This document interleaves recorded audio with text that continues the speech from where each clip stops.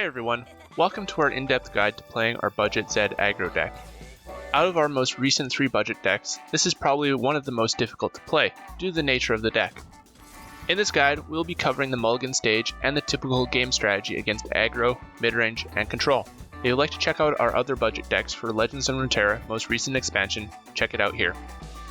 The most important thing for an aggro deck is to have a strong aggressive opening. In this deck, particularly, there are several spells intended for finishing the opponent with a massive damage combo.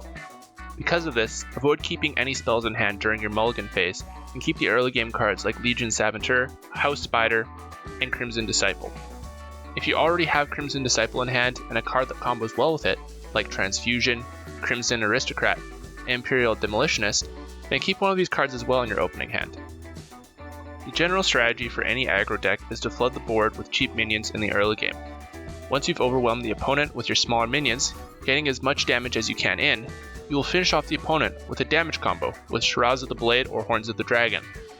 You will most likely be using these minions in combination with the spells in the deck that will buff the double damage they do, giving you a one-shot combo to take out the opponent. Another thing to note is that all the buff spells are burst spells, allowing you to keep your turn and attack before your opponent can have a multiple card response. Your strongest matchup will be against control decks that have a slow game plan.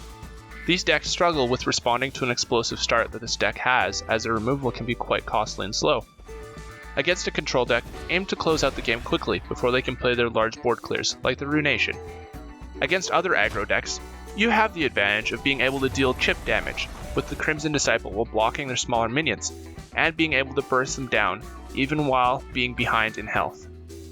Your toughest matchup will be against midrange, who will be able to have a strong opening like you, but will be able to continue on into the late game.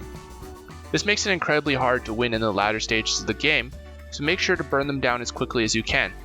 Midrange struggles with having as consistent of an opening as aggro, so generally you'll be able to overwhelm them in the early game.